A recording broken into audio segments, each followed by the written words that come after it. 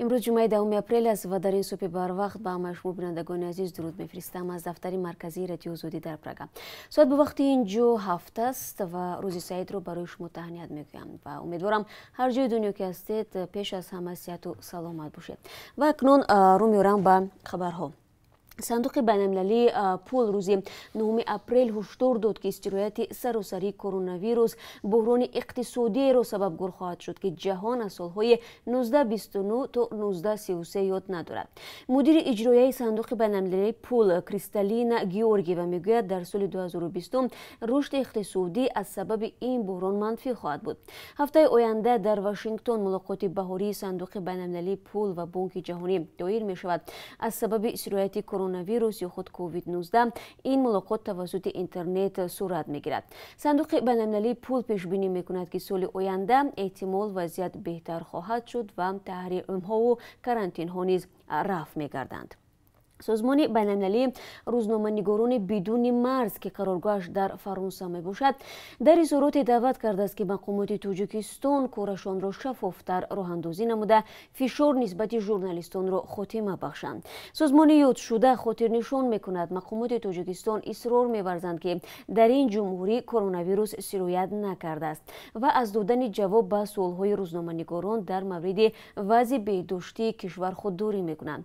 بر علاوه ژورنالیستان به برانگیختن تهلکه یا وهمه متهم میشوند. سازمان روزنامه‌نگاران بدون مرز اطلاع داده است که اخیراً مقامات تاجیکستان دو ژورنالیست را ساعت‌های طولانی بازپرسی کردند. مقامات با سوال‌های ژورنالیستان درباره ادامه یافتن کارانتین بیش از 300 نفر در شفاخانه سرایتی و به طور ناگهانی نقاب پوشیدن ملیسه‌های خوجند جواب نمیدهند.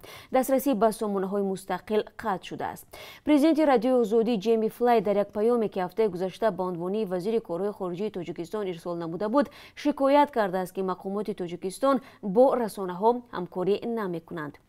در یک اظهاراتی وزارت تندرستی تاجیکستان که 6 اپریل نشر گردید تاکید می شود که مرد 60 ساله ساکن نویه جبار رسولوف از پنیومونیا فوتیده است نه از کووید 19. وزارت تاکید کرده است که رسانه ها از منبع های رسمی اطلاع گرفته به برانگیختن تهلکه و واهمه راه ندهند. رئیس بخش اروپای شرقی و آسیای مرکزی در سازمان روزنامه‌نگاران بدون مرز جین کووالی میگوید این همکاری ضعیف حکومت است که هر گونه آوازه‌ها پند می‌شوند. او دعوت کرده است که رسانه‌های مستقل به مانند ازیا پلوس و اخبار.com دسترس باشند. تا هنوز واکنش حکومت تاجیکستان به این سازمان دسترسی ما نشده است. در همین حال مقامات تاجیکستان خبر دادند که برای پیشگیری از سرایت کرونا ویروس نظارت را در مرز با قرقیزستان سخت‌تر کرده جماعت‌های اوفچی قلچه و خسته‌ورز نویه باباجان غفوروف را زیر ضربین گرفتند. جایی که در یک طرف کوچه تاجیکستان و در طرف دیگر قرقیزستان واقع است. تا این دم در قرقیزستان 280 حالت آلودگی به کرونا ویروس ثبت شده است. مقامات تاجیکستان میگویند یگان مورد گرفتاری به بیماری کووید 19 را در کشور به قید نگرفتند. عبدالحمید اودینایف معاون رئیس جماعت اوفچی قلچه نویه باباجان غفوروف به رادیو آزادی گفت سخت‌تر شدن نظارت در مرز از جمله تشکیل اختیاریان از روز دوشنبه 6 اپریل شروع گردید. دفتر مطبوعاتی حکومت سوخت میگوید رئیس ولایت رجبای احمدزاده به ساکنان منطقه‌های نزدیک مرزی اوفچی قلچه واخورده از آنها طلب کرده است که به هیچ صورت مرز را نگذرند و به قرقیزستان نروند.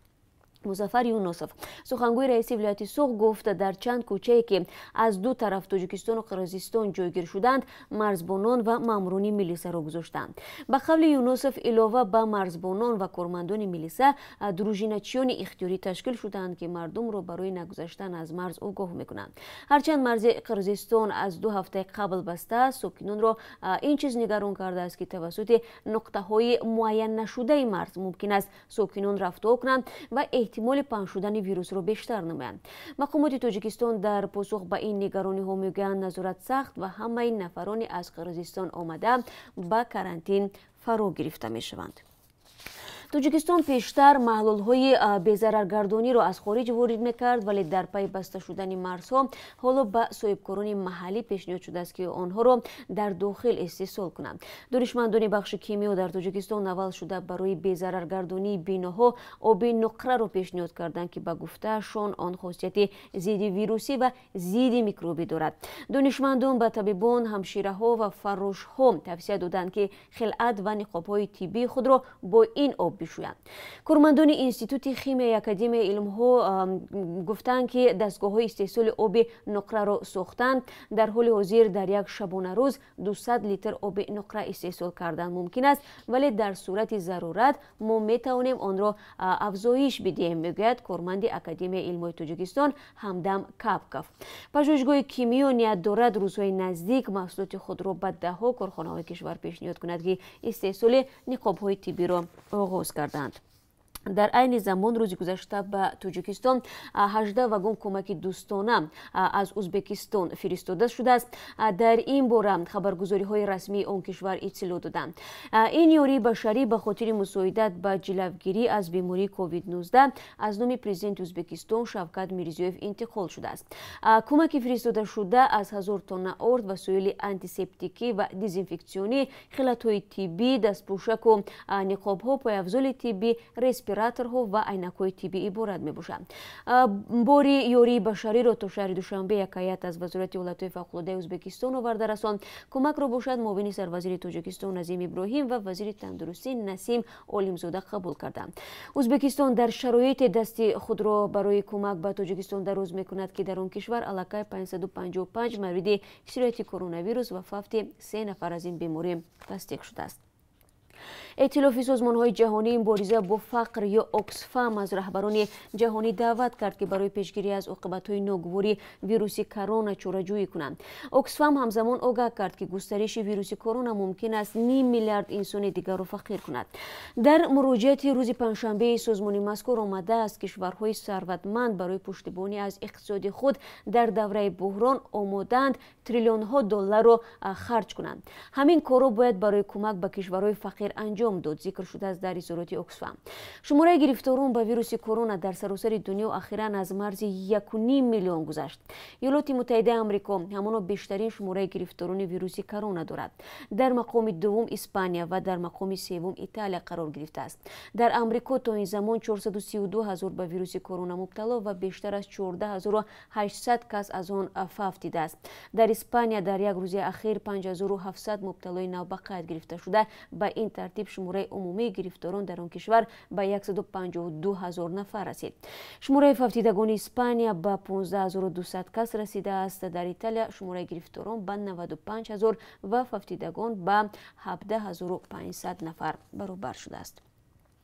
раисати вазорати корҳои дохилии Душанбе ки бар асоси як навори видеоӣ 5 ҷавонро барои бадрафторӣ дар назди қаҳвахонаи Шабнам боздошт кардааст, мегӯяд боздоштшудаҳо ҳафтаи гузашта дар ҳолати мастӣ дар назди қаҳвахона якдигарро дашномаи қабеҳ дода ва муноқиша карданд. ҳамзамон ба ироди атрофиён аҳамият надода тартиботи ҷамъиятиро вайрон карданд. дар ҷараёни пурсиш маълум шудааст ки ин 5 нафар ба як сабаби ночиз дар назди қаҳвахона муноқиша карданд. додгоҳи ноҳияи Синои пойтахт ҳар кадоми онҳоро бо ҷурми майдаобошӣ ба 15 рӯзи ҳабси маъмурӣ маҳкум кардааст. ва бинандагони азиз, агар шумо низ шоҳиди ягон ҳодиса шудаед ва ё наворе доред, аксе доред, мехоҳед дар радиои Озодӣ пахш шавад, пас ба телефонҳои радиои Озодӣ дар WhatsApp, Viber ва Telegram ба мо ирсол намоед ва хабарҳои бештар аз инро ҳамин гуна шумо метавонед дар вебсайти радиои Озодӣ зери нишони www.ozodi.org дастрас кунед. ва ҳоло ман барои шумо аз қурби асъори хориҷӣ барои имрӯз маълумот медиҳам ки аз тарафи Бонки миллӣ ин гуна муайян шудааст. $1 10 сомониву 23 дирам аст имрӯз. 1 евро ками беш аз 11 сомонӣ арзиш дорад. имрӯз қурби 1000 рубли русӣ 138 сомониву 40 дирам таъин шудааст ки дар қиёс ба рӯзи гузашта 3 сомониву 40 дирам бештар мебошад. ин чанд хабаре буд ки ман дар даст дорам ва хабарҳои бештар аз инро бозам бо ҷамъи ҳамкоронамон дар давоми рӯз барои шумо тақдим хоҳем кард ба умеди ҳамкории бештари шумо ва бо умеди таънисиятии ҳар яки шуморо дар пахшҳои мустақими баъдӣ мунтазир хоҳем буд. рӯзатон бахир.